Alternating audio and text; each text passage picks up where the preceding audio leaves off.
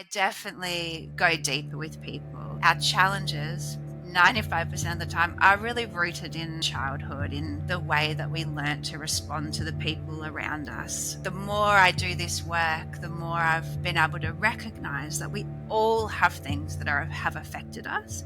When something happens that we didn't have the ability to cope with at the time, it kind of gets captured in time, frozen at the moment that it happened. And when something reminds us of it, we re-experience it as if it's happening now. Hello, beautiful questers, and a warm welcome to the OneQuest podcast. We are absolutely delighted to have you with us on this journey of learning and self-discovery. Our guests are not just mentors in wellness and self-improvement, they are adventurers at heart, sharing their unique paths and life lessons. If you enjoy our show, please subscribe and share. Your support enables us to feature more amazing guests and deliver impactful conversations. Please note that some episodes may cover sensitive topics like abuse, mental health struggles, and personal challenges. Hello, and welcome to our Infinite Potential podcast. Today, we welcome Ella Shannon, an accredited counsellor and clinical sexologist who has dedicated over 2 decades to studying and practicing in the mental health field. Beginning her counselling career at 23, Ella enriched her expertise in India and Thailand, where she studied and taught Tantra and yoga. She specialises in relationship counselling, sex therapy, and trauma therapy using EMDR and internal family systems. We're really excited to have a chat with you today, Ella, because, of course, you have 2 courses on OneQuest, and they're proving to be very popular. So I'd love to learn a little bit more about you and your path, and how you kind of came to this place where you're providing such amazing services. But I thought maybe we could backtrack a little bit and just talk about this intro that you had about teaching Tantra and yoga in India. It sounds absolutely fascinating. Yeah, and thank you for the lovely introduction, Catherine. Yes, so I did my first counselling when I finished it when I was 23, and you can't do that much with a diploma. I went travelling, and I was at the end of an India trip and just did this free class of yoga that just blew my mind. And I just thought to myself, I'm going to be up there where the teacher is. And so I saved up, came back the next year and started studying with this tantric school over in India, and it was based in Thailand, and it was amazing. I learned lots of things. It was also, how would you say? There was some not okay things happening at the school. I would never recommend anyone to go there now in retrospect. However, I survived it, and had a good experience there, but there was certainly some not okay behaviours happening from the Swami and some of the senior students, unfortunately. Yeah. And just could you clarify, because when someone says tantra, like the interpretation can be very, very varied. What is it that you were able to offer when you were teaching it yourself? What was that? Yeah, you're right, because a lot of what we think of as tantra in the West is really what you would call like neo-sexology or sacred sexology, which is beautiful and has so much to offer.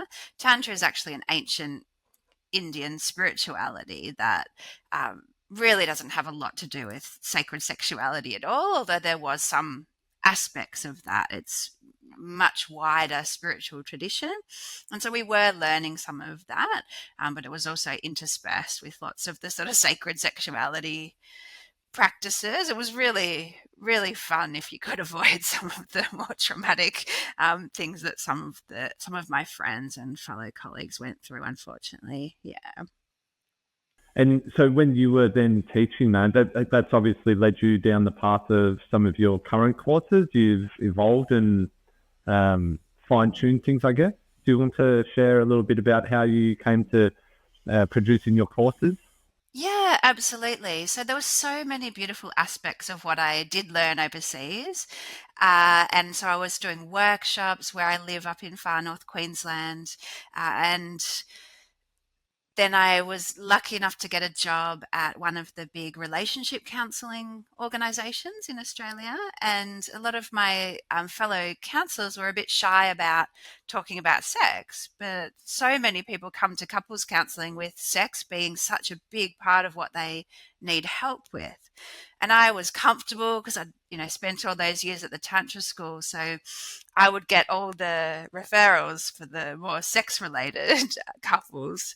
And then I realized I really need to do some upskilling in this. And so I did a master's in clinical sexology. So I haven't printed out, many of my certificates or anything, but my master's of sexology professional I printed out because I think that's a pretty cool master's degree to have. So yeah, yeah.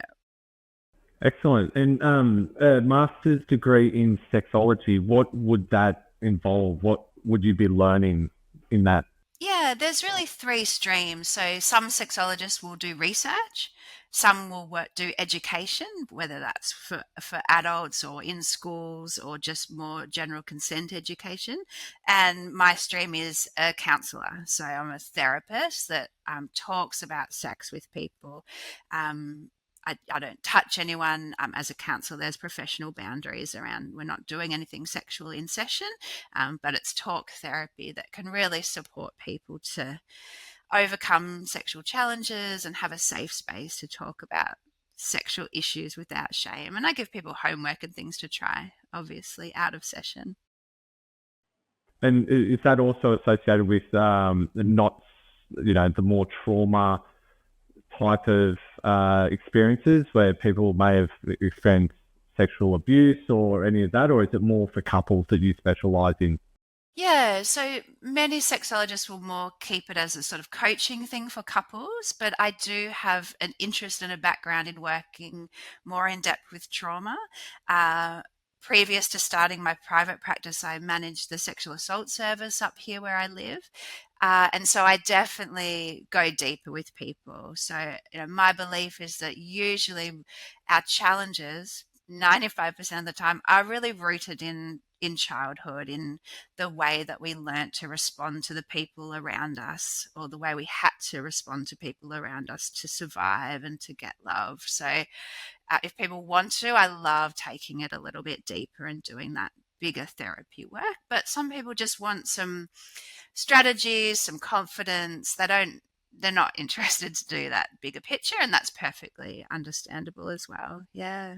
I guess when it comes to sexual therapy, there's so much more of a layered approach that's sort of required. It's not just a physical concern, is it really? It's like it's mental, it's emotional, it's energetic.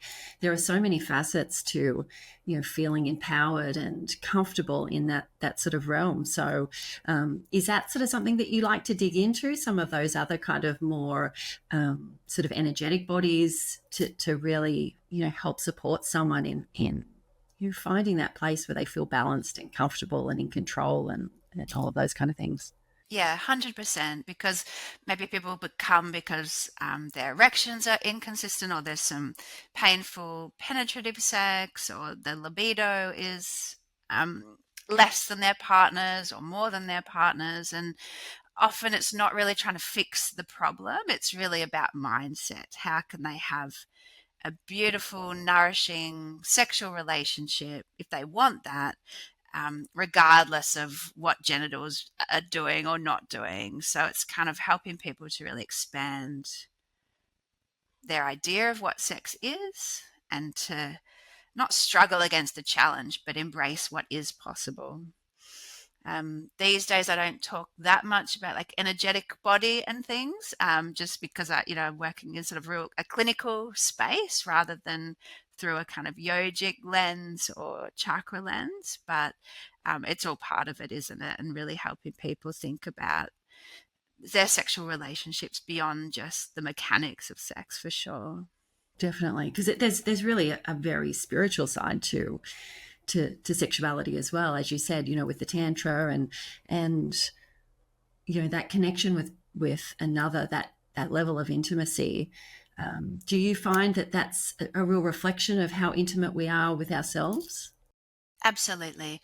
Often people are, they want to have more sex, and it's all about how many times they are or are not having sex, or they want their partner to give them more sex. And it's really challenging this type of language of, well, why? You can masturbate if you need a sexual release. Like, what is beautiful about having partnered sex, and helping people to really think about intimacy, I love that word, and pleasure and connection. And it doesn't really matter what exactly you're doing to achieve those things. There doesn't have to be penetrative sex, there doesn't have to be orgasms necessarily. And so just helping people widen their perspective and think about their motivation as well.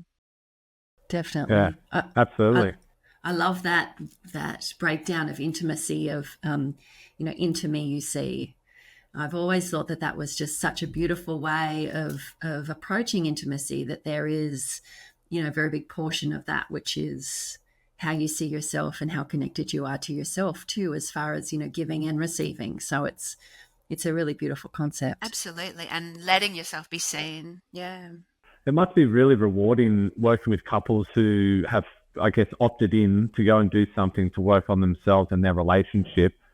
For the successful stories, I suspect some it doesn't always eventuate in having the right outcomes for them. But for those who do, compared to a therapist who's there to support someone who's dealing with trauma and dealing with childhood issues and dealing with other more toxic relationship discussions, it must be nice the work you do. Well, the variety is nice. And I would challenge that a bit. I think you have to be the right constitution, but I love doing the sex therapy work with inspired couples that are really wanting to change. Absolutely. It's gorgeous. But even the trauma work, it's such a privilege to sit with someone in their pain and really be with them and help them move through that. So it might sound strange, but that's really beautiful and rewarding for me as well. So I am really lucky. I absolutely love my job. Has there been a moment that you've had to work through trauma yourself? Did that form any part of your journey to what you're doing today? It's really interesting because, take me back 10 years, I would have said, oh, I've had the perfect childhood. And I did, bless my mum and dad, have an amazing childhood. But, the more I do this work, the more I've been able to recognize that we all have things that have affected us.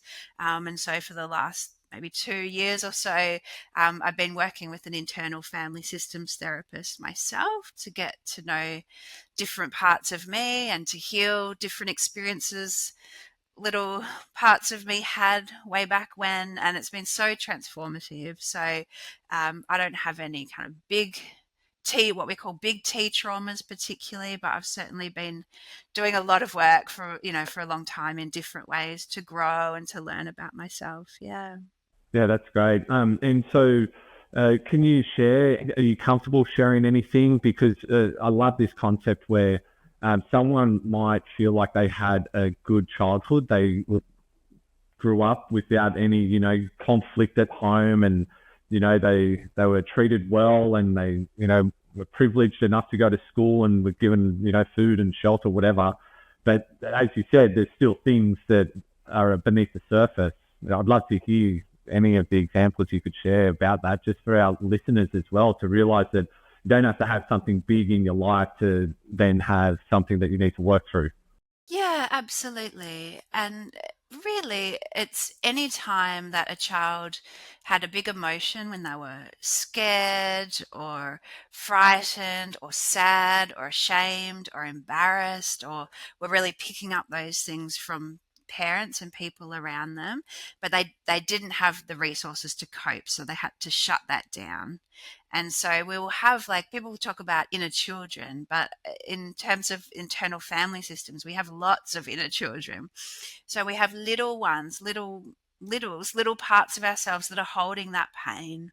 So some of the ones that I've worked with have really been about body image, real strong messages from mum. I did a big piece of work, and it was actually a 2-year old that had picked up, bellies are bad and cover it up. That was just heartbreaking to realize how little that message had been absorbed by that little one, and helping her to release that. and even like people pleasing. Like I grew up in quite a conflict avoidant home, so really, not being able to have a voice. So that's some little ones that I've worked with. So just these very human experiences that we all have, that we don't need to keep acting out of that old script. We can actually update and say, well, like now I have car keys and I have a partner that I can talk to, and I have all these resources now that I didn't have as a little girl, and doing that update. Yeah. You mentioned internal family systems, that you were doing some work in that. Can you tell us a little bit about how that works? Because that's one part of what you provide your clients too, isn't it? Yeah, that's right. It's my kind of latest obsession because it's a way of working with my clients, but it's also a way of living. It's really gorgeous. So it's really this idea that we're not actually one fixed personality. And this doesn't mean there's anything wrong with you. That this is the human experience, that we're actually made up of lots of little parts. Who we really are at our core, they call our self, or our self energy. That is who we are when there's no problems to solve, when they use these 8 C's, when we're connected and calm and curious and clear and compassionate and so on. But as I said, we have little parts of us that hold painful experiences. And so we never have to feel that again. They kind of get put in the metaphorical basement, and the door gets shut because we never want to actually experience that or let out their pain or let them feel that pain again of shame, embarrassment, whatever it was. And so to keep that door shut, we develop these protective parts. So we have proactive manager parts, which are, that's the part that organizes your life, that tries to be successful.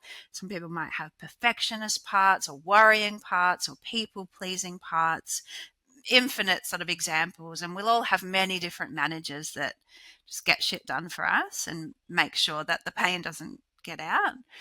And life happens, right? And so, of course, we do feel some of that pain. What people might think of as a trigger, internal family system thinks of as like the door getting cracked open a little bit, and the little ones kind of going, "Help! See my pain, listen to me, soothe me, hear me." And so, when that happens, we have what they call firefighter parts that just do whatever it takes reactively to get the door shut. So they do that by distracting, numbing, avoiding, all those little behaviors that we might do just to kind of stop raging, projecting on other people, looking on social media, eating the whole block of chocolate, whatever it is. And so working with IFS is to really just befriend all these parts like real people. If we understand how they're trying to help, then they can make space to let us actually help the little ones. And we can live from a more what they call self-led place from the heart. And it's just a beautiful way to see others, to see yourself. And yeah, it's really fun. I've sought or seen an applied kinesiologist for many, many years after I experienced my own little story. And it's the same thing. I can go to him and say, oh, my shoulder's playing up, and he can test my body and say, oh, you're dealing with some stress around this part of your life at the moment.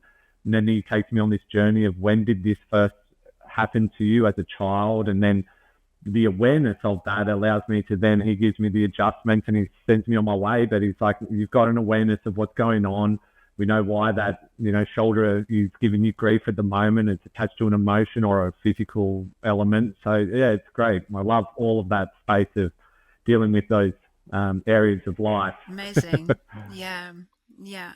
And it brings that spiritual element without calling it anything. Because when we let our parts unblend and make a bit of space, we're just really in this state that all the different spiritual traditions have talked about, of just openness and connectedness. And it's really cool. Like, sort of started at like 23, really spiritual, doing transpersonal counseling, and then studying all the yoga and tantra, and then kind of going more clinical. And then the internal family systems just feels like this way to bring it all together, that it doesn't have to be sort of experienced spiritually for clients, but it really is for me. So it's a lovely melding of both worlds. Yeah, it sounds like it, especially considering it's more around awareness, isn't it, really? Because once you have all of that awareness, then you can make better decisions. You can see things with different perspective. It's amazing how just having that awareness, like, that can be so transformative in of itself.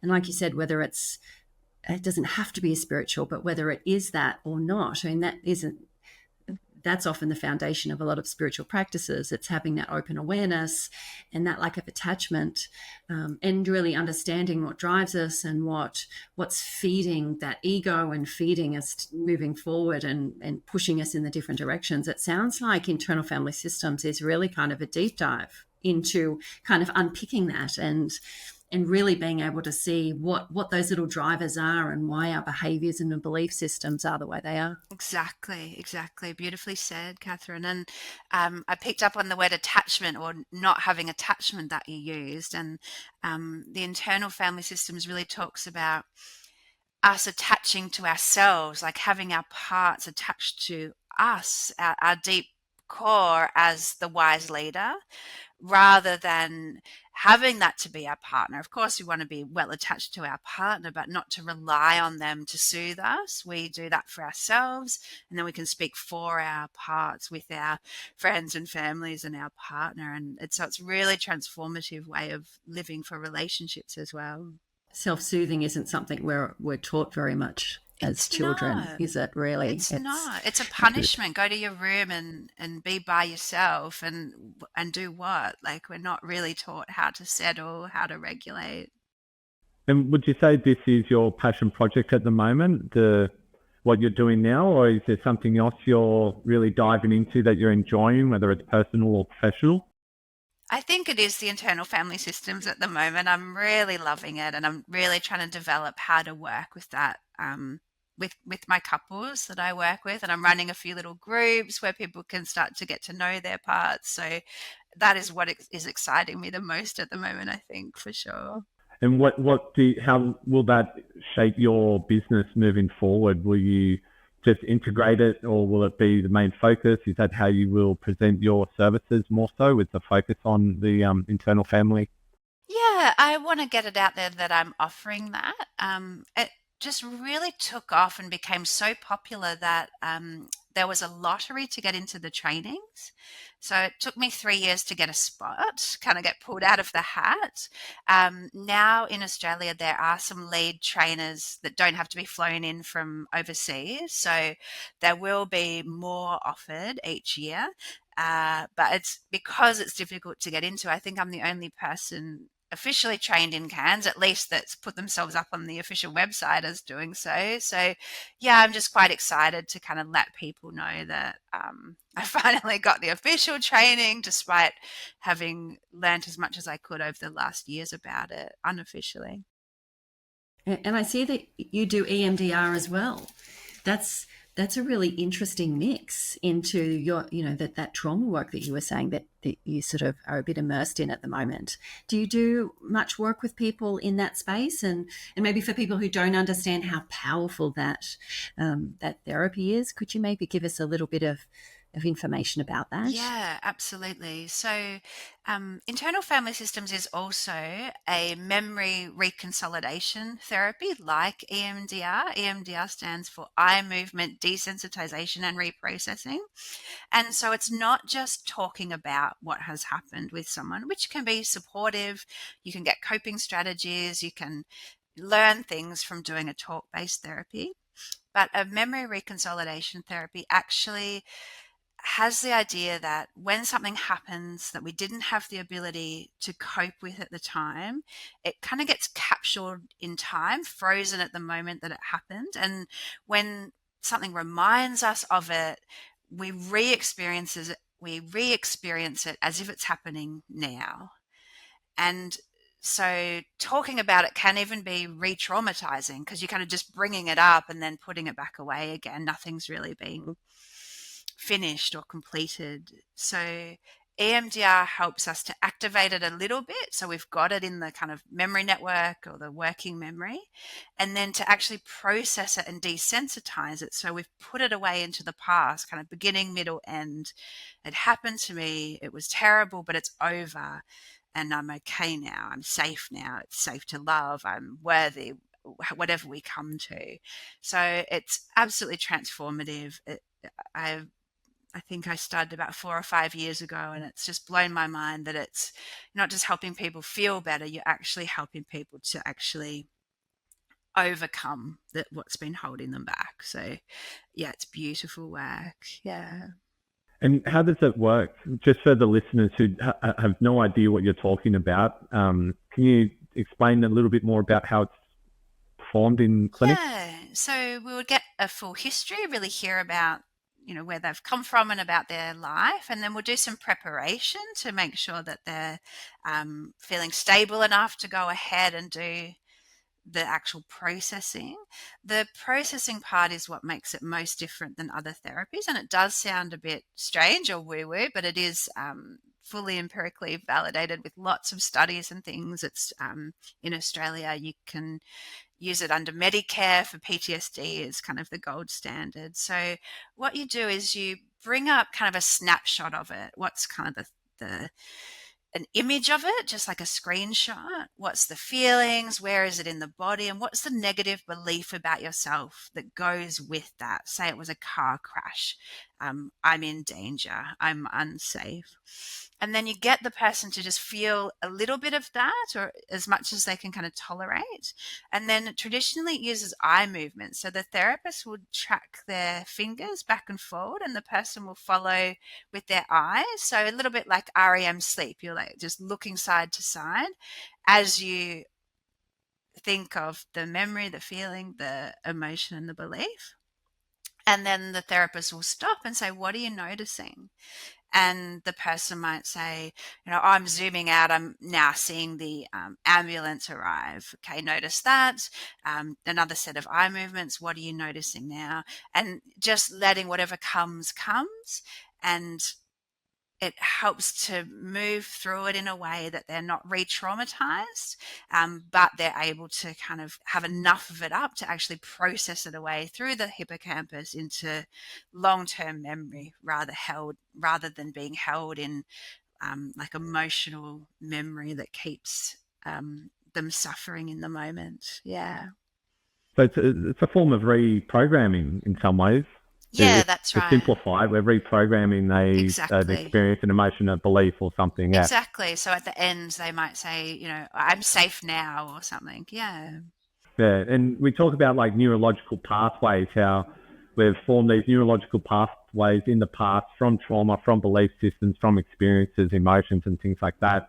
And sometimes they have the negative attachment to them. So how do we reprogram ourselves? How do we get new neurological pathways in place that have a more positive experience, positive emotion, positive belief system, I guess. Exactly. Um, And I is that what you're still dealing with as well? Yeah, yeah. 100%. And I use a lot of imagery rescripting, and that's a lot of how the internal family systems works. I bring these two things together, and so we would go in and be with little parts of ourselves, rescue them out of what happened or change it. And so exactly like you said, Steph, we're really supporting people to have a different experience in the moment, in the brain now, so that when they think back to that, it's no longer distressing. So it's not just like a one session fix. It takes some time to really integrate that. Yeah, wouldn't that be lovely? We just click our fingers and all of our problems are solved, right?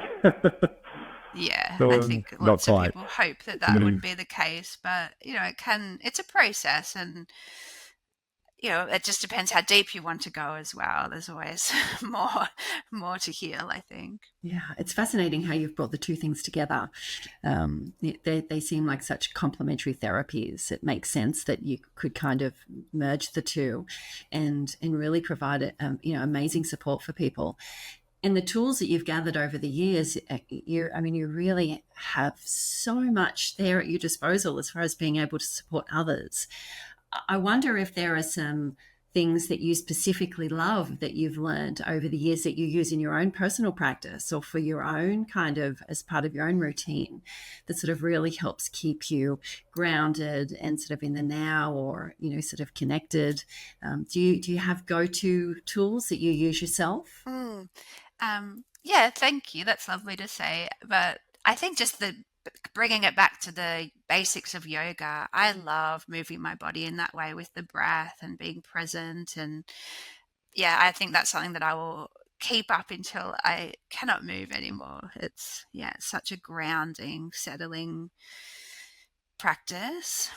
Um, Bringing together the internal family systems and the EMDR is actually the work of Dr. Annabelle McGoldrick. Others have done other ways of doing it, but she's one of my mentors that I've followed to learn how to do that. So I certainly have my own way of doing it, but it really comes from her. So I better not take the credit for that.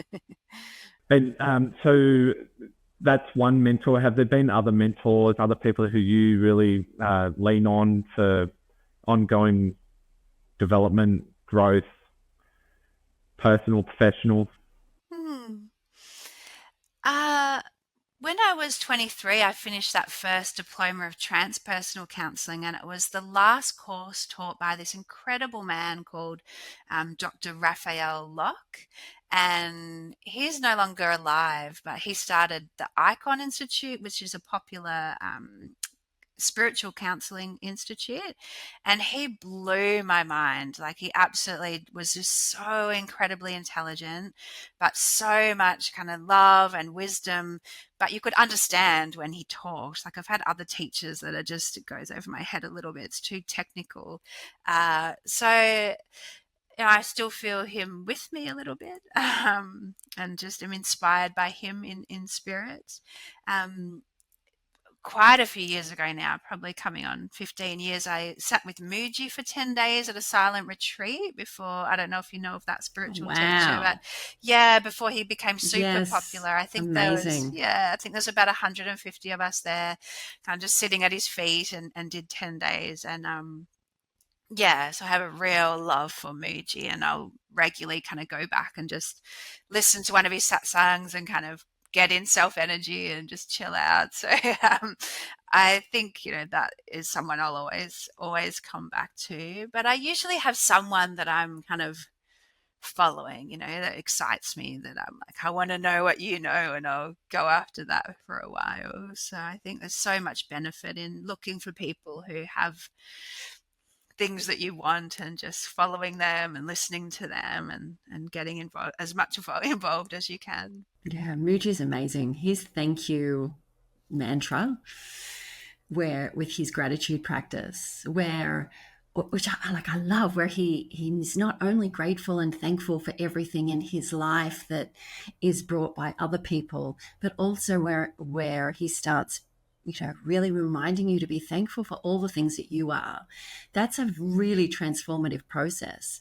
I remember the first time I ever did his thank you meditation, I really struggled. Like, it was easy for me to come up with reasons why I was thankful for my family and my friends, but then to actually dig in and work out what I was really grateful for within myself was so much harder than I thought it would be.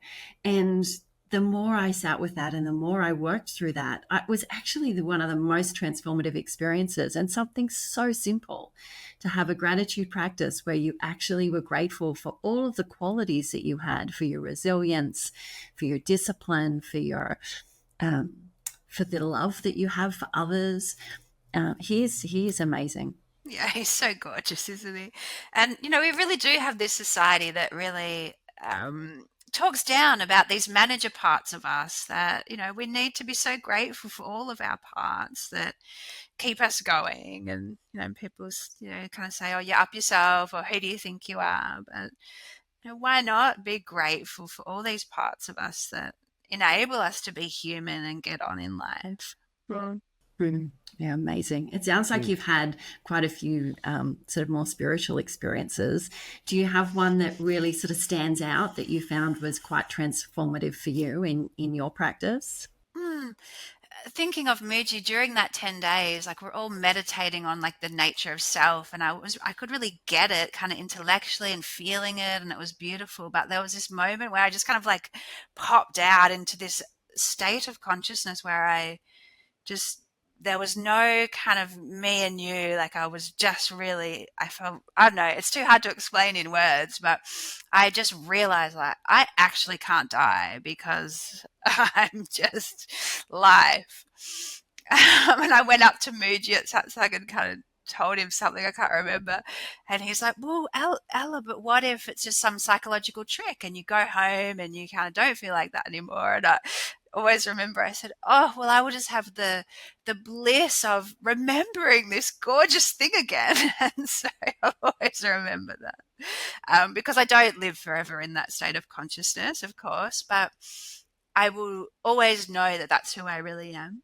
And I think that just has been such a gift through my whole entire life. I'd had other experiences through psychedelics earlier in my life of kind of getting that, but to have that just through meditation and for it to remain for, I don't know, a couple of days, it was really strong still.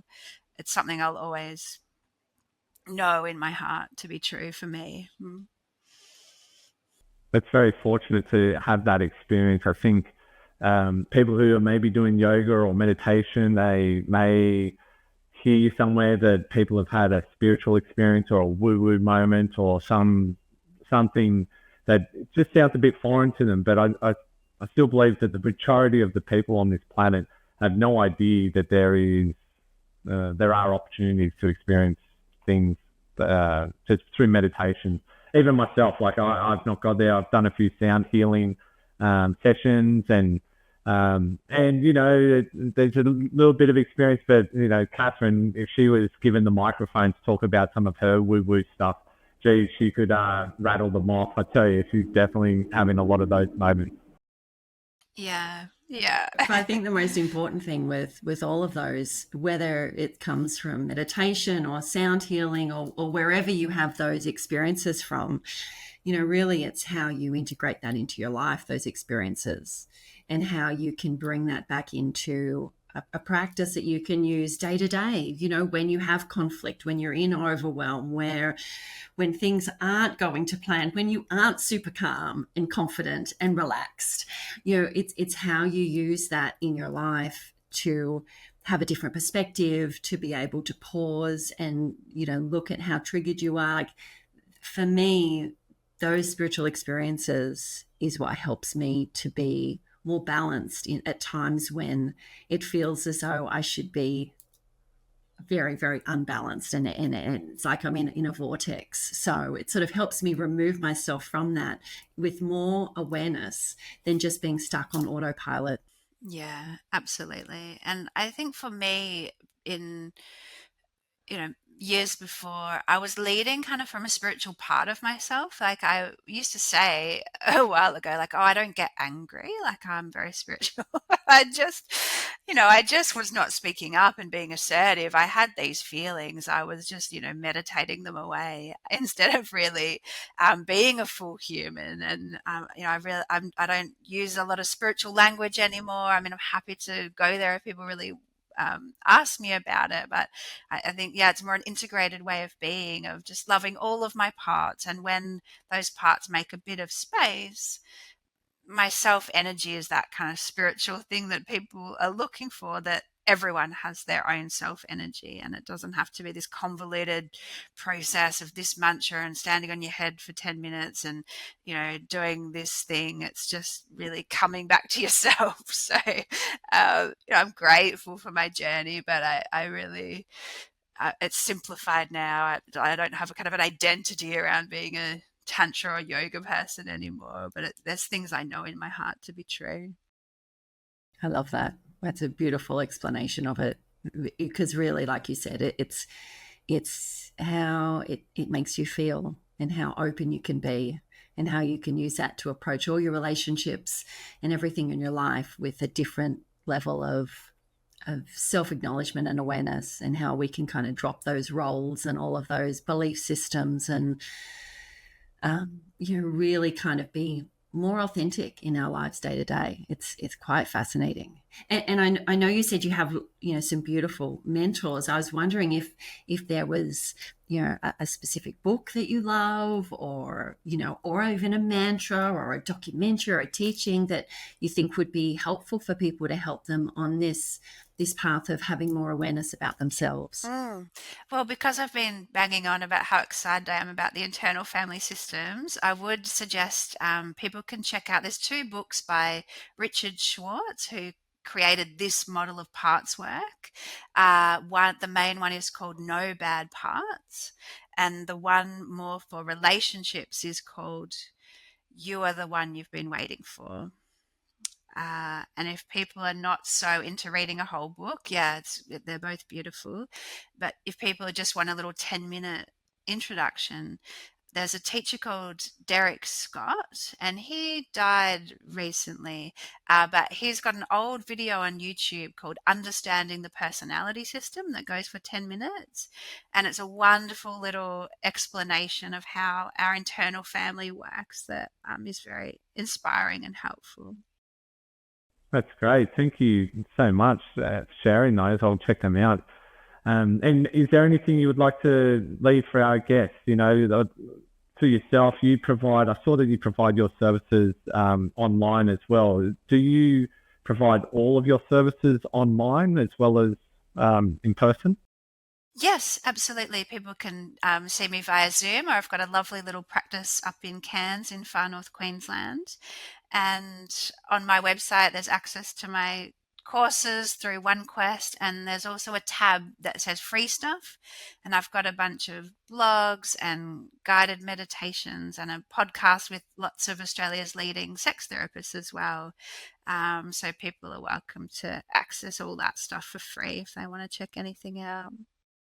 That's wonderful. Well, thank you so much for coming on the podcast today. It's been great to learn more about you and your services, your journey, your story. It's been really enjoyable. It's a pleasure. Such great, thoughtful, deep questions as well. Thank you so much. Thank you for sharing, Ella.